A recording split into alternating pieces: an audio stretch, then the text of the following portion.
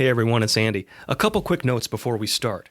First, as you've heard me say, we're working on a special series about Notre Dame law students and faculty fighting to win wrongful conviction cases.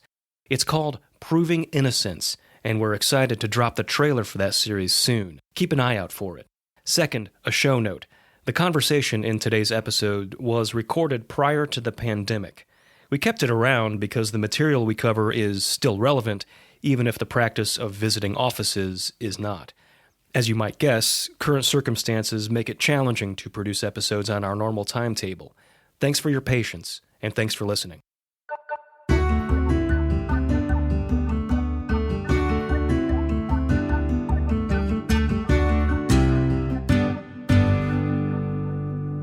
From Notre Dame Stories, this is Office Hours, where we visit faculty where they work to discuss their research and whatever else we happen to find there. The real estate market is rebounding after a dip in the spring. As it does, many people are asking, what does it mean to find the right home?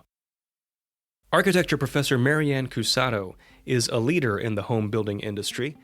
She's been named one of the top women in real estate by Fortune magazine, to list just one of her many accolades. She earned international acclaim for the Katrina Cottage, an attractive, well-built home that could be deployed quickly in case of emergency.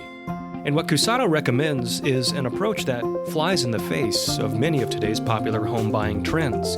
We covered that and what it means to have a mini 3D model of herself in her office. But first, we started with Marianne describing architecture using an interesting metaphor.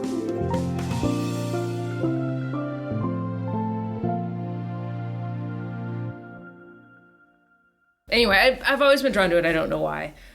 Interested in spaces, interested in how we live in spaces. I didn't really know what any of that meant. I didn't know what it meant to be an architect, what place meant, or any of those things until I got here. I've always been interested in it.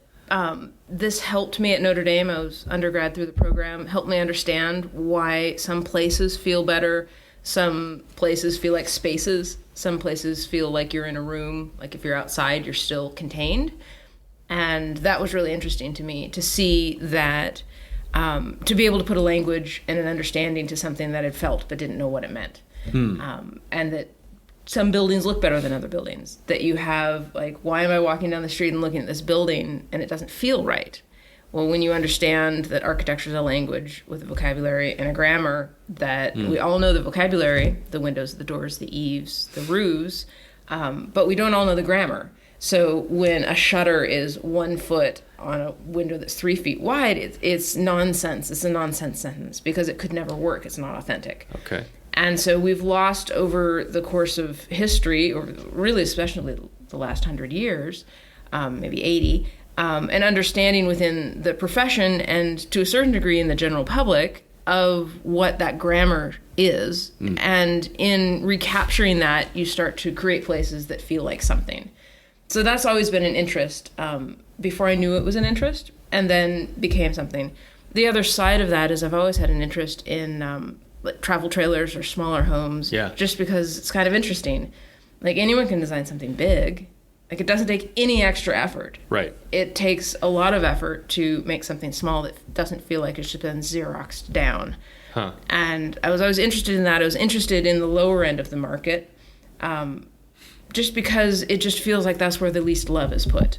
Either it's an experiment from some ultra-modern sort of architect that's sort of landing something somewhere, and they get an award but never come back, or it's just the cheapest of the cheap. And so in my career, I went and worked for high-end residential firms because I wanted to approach the bottom not by, bringing the bottom up, but bringing the top down. And so I went and worked for places where I designed closets as big as the original Katrina Cottage. That I wanted to put that much design and love into the other side. And then when I went out on my own, as soon as I could, I immediately shifted towards the work that interested me more. And it's just so much more meaningful to, work with people that need something, or just create places where people can gather. Yeah. So that's been the focus as I've sort of shifted, had sort of moved through my career. And more so at this point in the disaster piece of it, because there's such a mismatch, and there's a timing delay. And so this, trying to figure out the formula to get houses there that are safe and resilient, that can come quicker, that's always the issue, but also that are built in keeping with what was there, that we're not landing from outer space with some experiment or some, let's do some portfolio piece. We're coming in with something. If we've done our job well, you won't know we were there. You'll walk by and say, well, that's a nice home. Right. But it's not going to stand out as something that shouldn't be there. Using the grammar analogy, it would be like walking down the street and someone's speaking another language. If something's out of place on the street, right? That's right. Okay. Exactly. So how do you do that? How do you, the concept is great, right? Let's do this in a scaled down yet affordable and sustainable way. Mm-hmm. But that is a big task. So how do you break that down and get to the end there? Luckily, less is more in a lot of cases. That if you look at the DNA of a place, of the fabric buildings that built up that community, in most cases, it's a very simple box with well-proportioned windows and a decent roof. The most expensive piece of that is whatever the outdoor living space is, so putting the porch on the front. But the rest of it is a box. And it's actually works in our favor. Yeah. Because a lot of times we're saying, no, stop moving that roof around. Stop doing the extra stuff that you're trying to do, and let's simplify this, calm it down. And, in Barbuda, they have these really amazing brackets, and they have a heritage of different shutters. So we're looking at the details. So we've kept the building envelope as simple as possible. It has to be, because we need cross ventilation. They don't have air conditioning. So we look at what the climate is. Typically, the traditional buildings of a place were designed before air conditioning, so therefore they were designed to accommodate the heating and cooling needs of a community. So that's an easy win, because when we're looking back at, okay, well, how's the best way to capture the breeze through here? How's the best way to, shade this space? Then the solutions actually get pretty simple. Why do you think the infamous FEMA trailer way to address this problem persisted for so long? Well, like everything, they treated the symptoms, not the disease of a problem, and got to the FEMA trailer by a very logical series of steps. Mm-hmm. Of course, I think we can all agree that it was the wrong ending point, but they reacted in the rational way to real problems. So if you look at FEMA in 2005, when they deployed, when it became the sort of formaldehyde, all of that, yep. They were reacting to a series of events leading up from Michael. So Michael was the major one in 1992, August of 1992, that flattened Miami in South Florida. Okay. It came out, it was a surprise. They weren't ready for it. It hit, of course, as storms in many cases do, or impact the people that can least afford it. Yeah. Their buildings are built with, not as stringent codes. Mm-hmm. And so before the codes were increased, people were able to build, more of a range of things. Yeah. And so when FEMA came in Miami, they brought in double wide trailers. Now, as a double wide trailer is sort of another sort of hot button, and it's not necessarily something a community wants to have. In 2005, when Katrina hit, in August of 2005, there were still people living in double-wide trailers in South Florida following Andrew. And FEMA, over the course of that time, had been trying to get them out, and communities are saying, don't drop something here that will be here for decades. Yeah.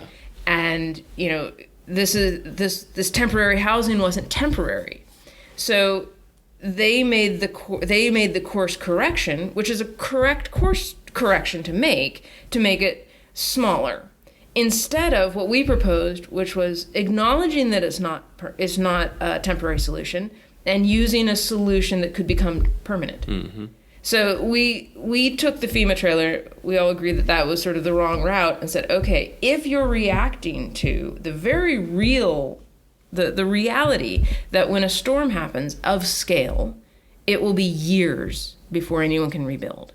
Why are we putting anything temporary in there in the first place? Gotcha. Yeah. Why don't you rapidly deploy a building that can either sit behind the main footprint of the house, just like the FEMA trailer, while you rebuild, and then either become a granny flat or a rental unit, because rental units become extremely difficult to replace. They don't fall under the same funding sources. So rental populations are proportionally affected more than homeowners, because homeowners have more avenues towards rebuilding. But if you own FEMA won't give you funding to rebuild your second unit. So if you're a landlord and you don't have enough insurance, you just let it go. Well, that's fine for you because you've got your house, but the renter that was in it doesn't have a place. So by doing these cottages in the backyard, you could actually help to fill in the need for the rental income. Or you move it off of that property altogether, and it becomes a little rental cottage cottage park. So there's lots of different options for how that can be used. It could be, a permanent building in a temporary location, or it could be the first piece of a larger home. So the resources aren't lost. Yeah, a lot of different ways to use it, but the overarching principle is longevity, and that's right. Can be there for a while or longer. Right? Exactly.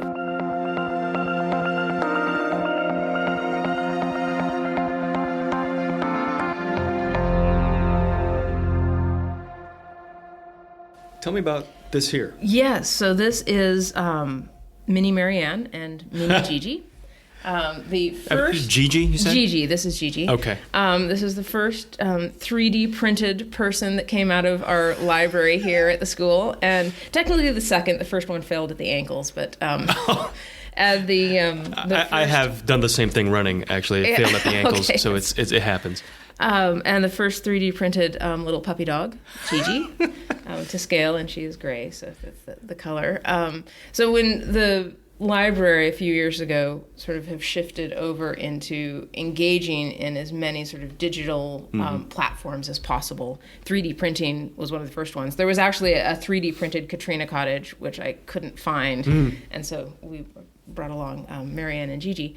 But the what I love about these are how we engage here at the school in new technology, looking at the best of today, pulling with it the best of what's come to sort of work for tomorrow. And I think that's it sort of symbolizes what we're about in the school, is that from the outside, it can seem like we're sort of ye olde, like, oh, these guys are looking at columns. It's just we've been accused of being insular and sort of backward looking.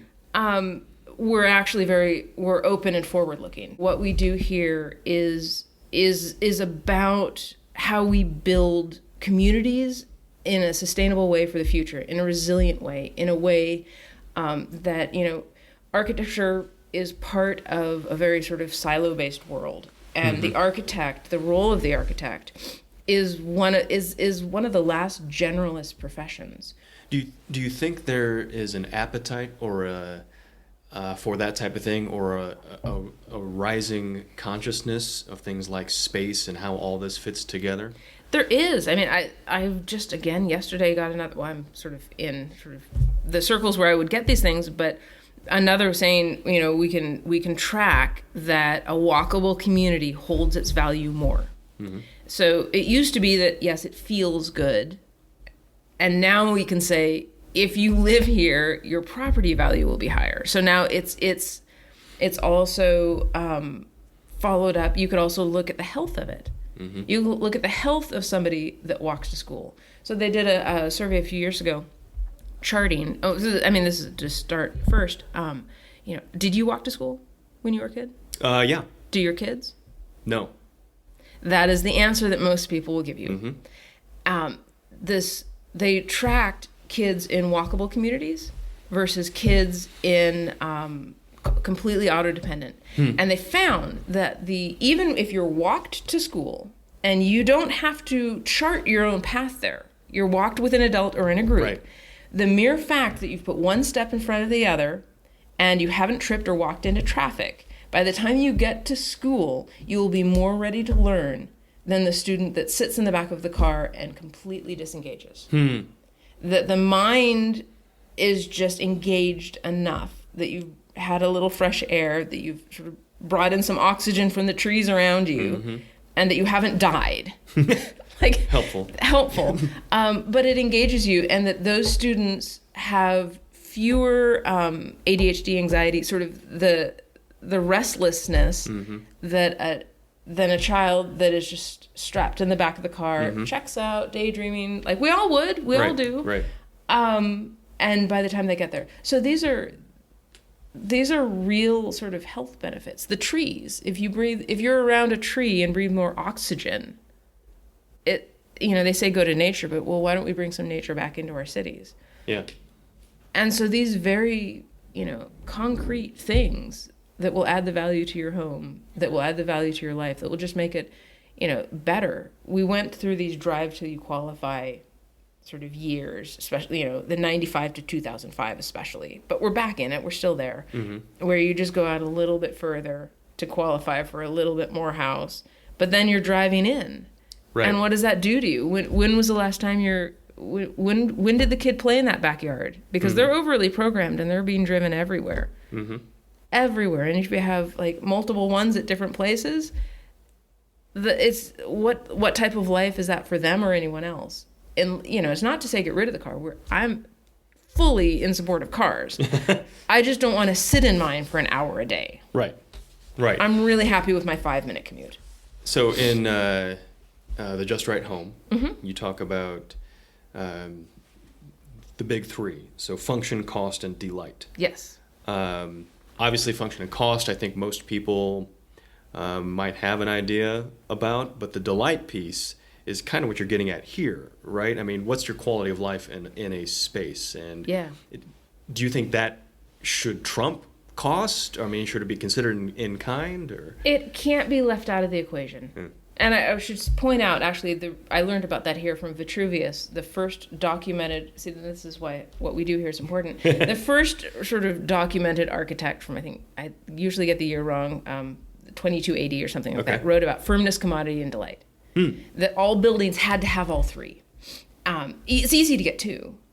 You can have a wonderful house that is affordable, but might not function very well. You can pull the levers on any two. But if you ignore the third, you lose something that you can't get back. And we're trained to ignore that. Oh, beauty's in the eye of the beholder. We dismiss, or we're told, no, you need to, the current of life sort of pushes us into what we should do. Why are we continuing to drive till you qualify, to build a house that your kids are never going to go in that backyard, that you're heating and cooling? How many hundreds of dollars a month are you heating and cooling this giant foyer? Is that really the life that we want? Now, some people do, and hey, if you want it and you can afford it, I'm not here to tell you not to. Right. But what I'm sort of my position in this, and our position within the school, is we don't think that's really what people want. And we want to put in place solutions and mechanisms that get you a commute that's less, in a home that you can afford to live in. Because if it's a little bit smaller, maybe you put a little bit more per square foot into the finishes.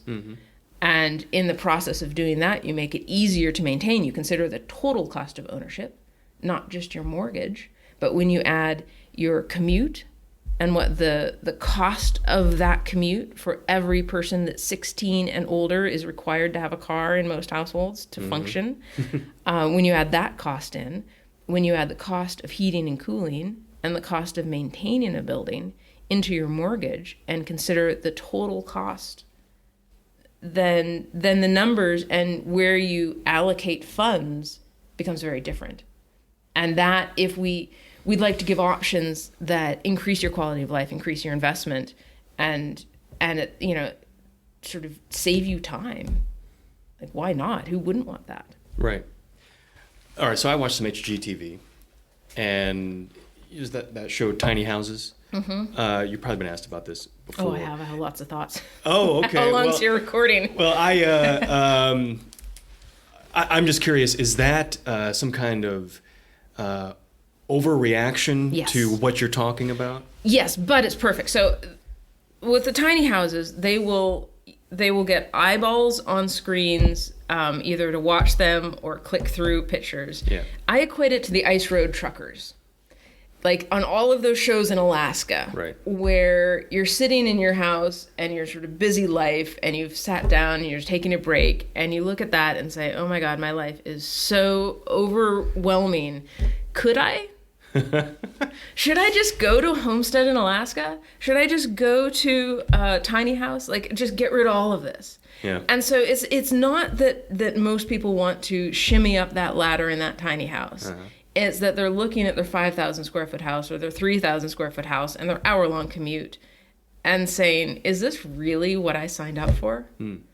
And so that's where my work comes in. And I very distinctly do not build tiny houses, but I build small houses and smaller houses to say, okay, well, yeah, you can still have a king-size bed and closets, or you could still have a full-sized kitchen, but, you know, what is it that you need? Mm-hmm. And then let's design around that. Look at the space in your home that you actually use. Right. And let's design a house, because it's probably going to be about 1,500 square feet. Maybe it's 1,200 square feet that you actually go in.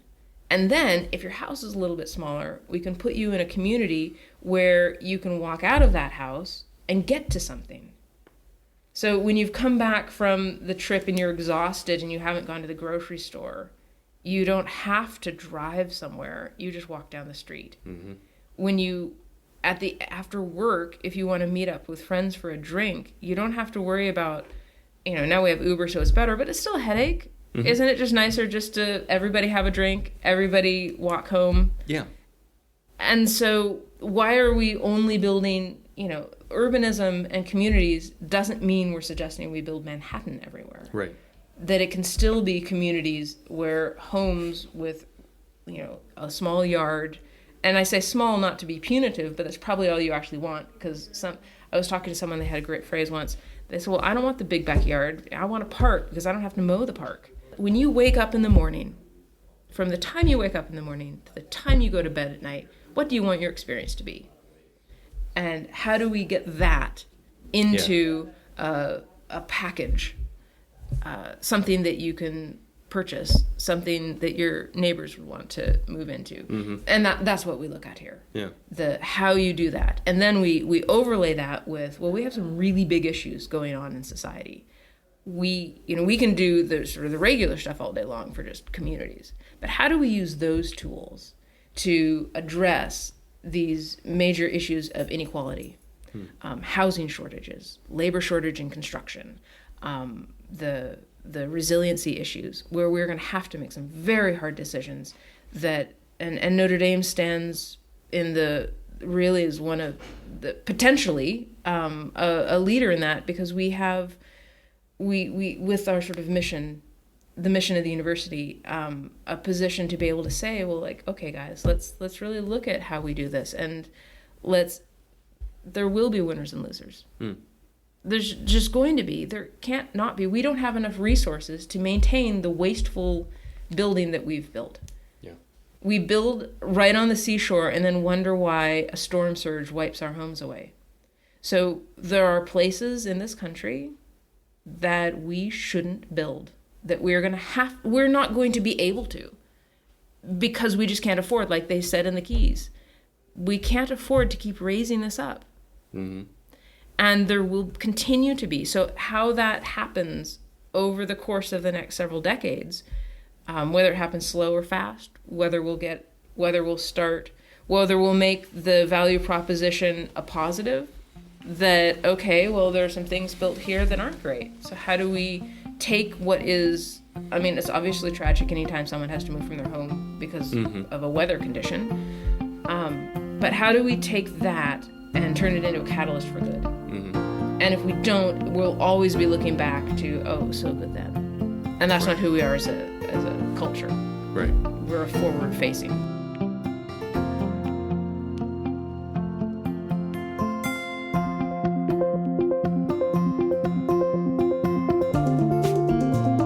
Notre Dame Stories Office Hours is produced by the Office of Public Affairs and Communications. I'm your host, Andy Fuller. Our music is by Alex Mansour.